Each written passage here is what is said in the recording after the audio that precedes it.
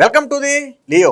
YCP హయాంలో YCP నేతలు కావచ్చు, వారి అనుచరులు కావచ్చు, అక్రమంగా ఇతర భూములు ఆక్రమించుకున్నారు. అది జగమెరిగిన సత్యం. ఎందుకంటే ఇప్పుడు లక్షల్లో దాని మీద ఫిర్యాదులు వస్తూనే ఉన్నాయి.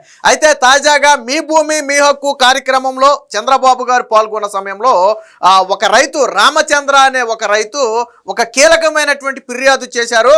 గతంలో ఆర్థిక శాఖ మంత్రిగా చేసినటువంటి బొగ్గన రాజేంద్రనాథ్ నాకు 110 సంవత్సరాల నుంచి వారసత్వంగా వస్తున్నటువంటి 4.5 ఎకరాల భూమిని కబ్జా చేశారు. దాన్ని అక్రమంగా లాక్కునే ప్రయత్నం చేశారు.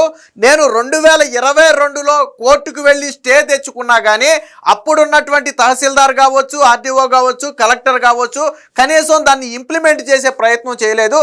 నేను కలెక్టర్ దగ్గరికి 6 సార్లు తిరిగాను, తహసీల్దార్ దగ్గరికి 32 సార్లు తిరిగి అర్జీలు ఇచ్చాను, కానీ ఎవరు నన్ను పట్టించుకోలేదు. పైగా నా పొలంలోకి నేను వెళితే నన్ను కొట్టడానికి వచ్చారు. ఈ విషయమై సిఐకి కంప్లైంట్ చేస్తే నన్ను కొట్టబోయిన వాళ్ళ మీద కేసు పెట్టడం మానేసి పొలంలోకి వెళ్ళానని చెప్పి నా మీదే కేసులు పెట్టారని చెప్పి ఒక రైతు నిన్న చంద్రబాబు గారికి అయితే ఫిర్యాదు చేయడం జరిగింది. సో ఆధారాలతో సహా, అంటే సభలో కాగితాలతో సహా ఆ వ్యక్తి వచ్చి ఎన్నిసార్లు ఎవరికి అర్జీలు ఇచ్చారనేది నెంబర్తో సహా చెప్పడంతో చంద్రబాబు గారు కూడా వెంటనే ఆ స్థానిక ఆర్డీఓని అయితే పిలవడం జరిగింది. పూర్తిగా ఆర్డీఓకి పూర్తి సమాచారం లేకపోవడంతో చంద్రబాబు గారికి ఏదో చెప్పబోతుంటే ఆయన అడ్డుకున్నారు. నువ్వు ముందు నీకు తెలియకపోతే ఒకసారి పరిశీలించు, రికార్డ్స్ అన్ని తెప్పించుకుని చూడు. నువ్వు నాకు ఏదో కథలు చెప్పేస్తే తర్వాత నువ్వు ఇబ్బందుల్లో పడతావు. నువ్వు సీఎంతో మాట్లాడుతున్నావు అన్న సంగతి గుర్తుపెట్టుకుని మాట్లాడని చెప్పి ఆ ఆర్డీఓ కూడా ఒక వార్నింగ్ ఇచ్చి వెంటనే మినిస్టర్ ఆర్డీఓని దీని మీద ఒక రిపోర్ట్ రెడీ చేసి రెవెన్యూ శాఖ మినిస్టర్ అనగాని సత్యప్రసాద్కి ఇమీడియట్గా పంపమని, తర్వాత సత్యప్రసాద్ దాని మీద యాక్షన్ తీసుకుంటారని చెప్పి చెప్పడం జరిగింది. ఇంకో మాట కూడా చెప్పారు, ఇక నుంచి అధికారులు ఎవరైనా తప్పులు చేస్తే ఇలా ప్రజల్లోనే పంచాయతీ పెట్టి ప్రజల ముందే వాళ్ళ తప్పులు ఎండగడతాం, నిజంగా అధికారులు తప్పు చేశారని తెలిస్తే కఠినంగా శిక్షిస్తామని చెప్పి కూడా చంద్రబాబు గారు అయితే హెచ్చరించడం జరిగింది. వాస్తవానికి బొగ్గన రాజేంద్రనాథ్ ఓడిపోయిన తర్వాత దాదాపుగా దూరంగా ఉన్నాడు. ఆయన ఎక్కడ కనపడలా. దాదాపు ఈ 20 నెలల కాలంలో 2 సార్లు కూడా ఎక్కడ ప్రెస్ మీట్లో కనపడలా. ఒకసారో 2 సార్లు మాత్రం అప్పులకు సంబంధించి ఏదో మాట్లాడే ప్రయత్నం చేశాడు. వాస్తవానికి ఆయన ఆర్థిక మంత్రి అనే దానికంటే అప్పుల శాఖ మంత్రి అంటే రాష్ట్రంలో బాగా గుర్తుపడతారు. ఎందుకంటే పాపం వైసీపీ అధికారంలో ఉన్న 5 ఏళ్ళు బొగ్గన రాజేంద్ర గారికి ఒకటే పని ఏంటంటే ఢిల్లీ చుట్టూ తిరగాల, బ్యాంకుల చుట్టూ తిరగాల,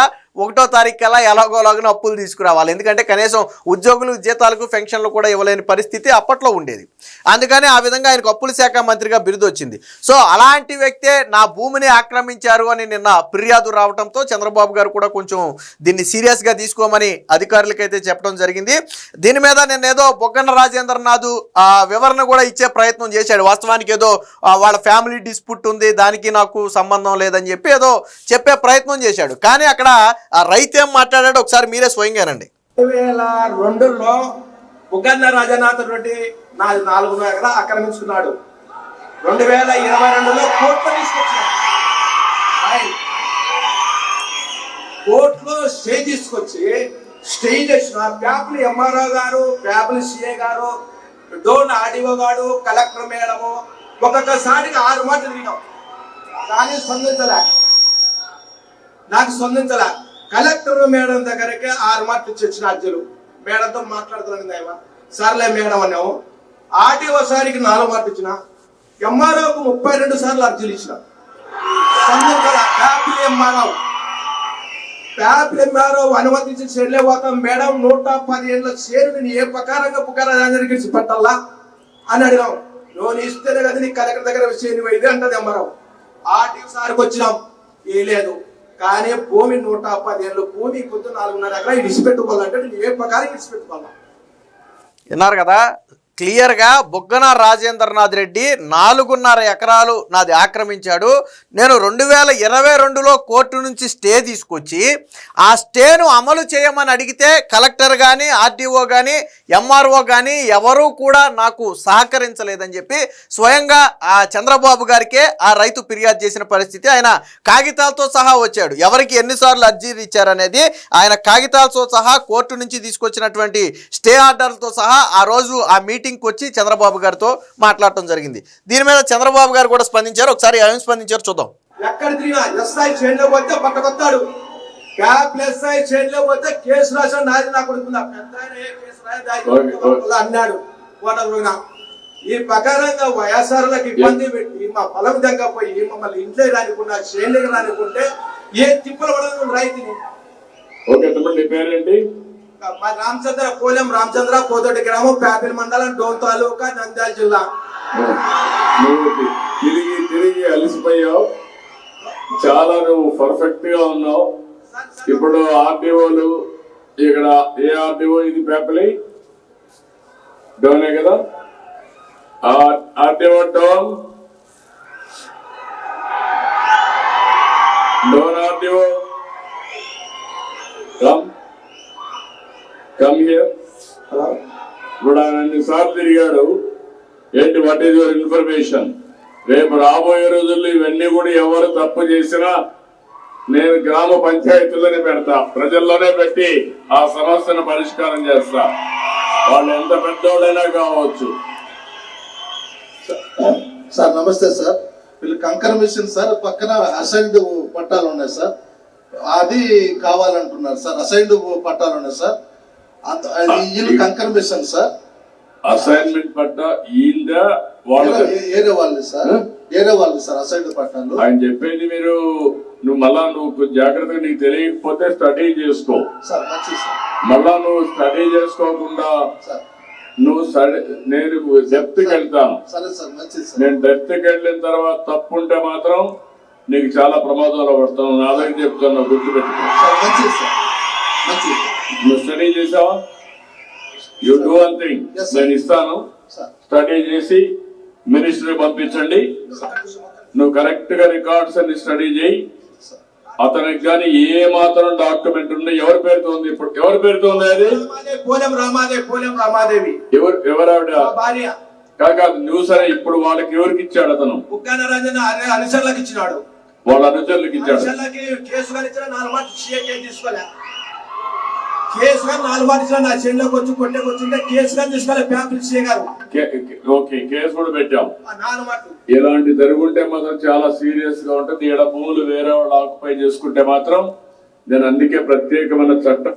విన్నారు కదా, చంద్రబాబు గారు కూడా చాలా స్పాంటేనియస్గా ఆర్డీఓని పిలిస్తే వాస్తవానికి ఆర్డీఓ మాట్లాడిన దాన్ని బట్టి ఆయనకి దీని మీద పూర్తి అవగాహన లేదు. బహుశా గతంలో ఉన్న ఆర్డీఓ వేరు, ఇప్పుడున్న ఆర్డీఓ వేరు కావచ్చు. ఈయనకి పూర్తిగా ఆ విషయం మీద అవగాహన లేకపోతే చంద్రబాబు గారు ఒక మాట క్లియర్గా చెప్పారు, నీకు అవగాహన లేకపోతే తీసుకుని స్టడీ చేయి, స్టడీ చేసిన తర్వాత ఏంటో చెప్పు, అంతేగాని ఇప్పుడేదో నాకు కథలు చెప్పాలి అంటే నేను తర్వాత దాంట్లో డెప్త్కి వెళ్ళాను అంటే డెప్త్కి వెళ్ళిన తర్వాత మీ తప్పు ఉందని తెలిస్తే అది మీకే ప్రమాదంగా మారద్ది. కాబట్టి ముందు ఆ రికార్డ్స్ అన్ని తీసుకుని దాన్ని స్టడీ చేసి తరువాత మంత్రికి కూడా వెంటనే ఆయన చెప్పడం జరిగింది. వెంటనే రెవెన్యూ శాఖ మినిస్టర్కి పంపితే తరువాత నిర్ణయం ఆయన తీసుకుంటారని చెప్పారు. ఇంకో మాట కూడా చెప్పారు, ఇక నుంచి ఎవరైనా సరే అధికారులు ఇలా రైతులను ఇబ్బంది పెట్టే విధంగానో లేదా ఇంకొక విధంగానో ప్రవర్తిస్తే ప్రజల మధ్య పిలిచి పంచాయతీ చేస్తాం, ఆ తర్వాత ప్రజలకు కూడా తెలుస్తుంది. అప్పుడు అటు ప్రజల్లో నమ్మకం పెరుగుద్ది, రెండోది అధికారులకు భయం వస్తుంది.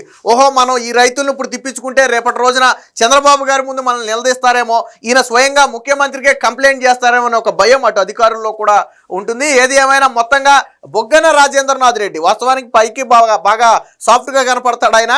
కాకపోతే మరి 4.5 ఎకరాలు తన అనుచరులకి కట్టబెట్టాడు అని స్వయంగా చెప్తున్నారు. ఇప్పటికీ కూడా అది నా భార్య పేరు మీదే ఉంది, కానీ దాన్ని వాళ్ళ అనుచరులకి ఇచ్చారని చెప్తున్నారు. రెండోది కోర్టు స్టే తెచ్చుకున్నాడు. సో కోర్టు స్టే తెచ్చుకున్నాడంటేనే మనకి ఇక్కడ విషయం అర్థమవుతుంది. ఆయన పక్క న్యాయం ఉండబట్టే కోర్టు స్టే ఇచ్చి ఉంటుంది. సో అయినా కానీ గతంలో ఉన్నటువంటి అధికారులు పట్టించుకోలేదు. కానీ చంద్రబాబు గారు స్పాంటేనియస్గా వాస్తవానికి ఏ ముఖ్యమంత్రి కూడా ఇంత డేర్గా అధికారిని పిలిచి ఏంటి విషయం ఇమీడియట్గా ఆ ఇష్యూను సాల్వ్ చేయండి అని చెప్పే ముఖ్యమంత్రులు మీకు అరుదుగా కనపడతారు. ఎందుకంటే ఆ విషయం ఏంటనేది ఎవరికి తెలియదు.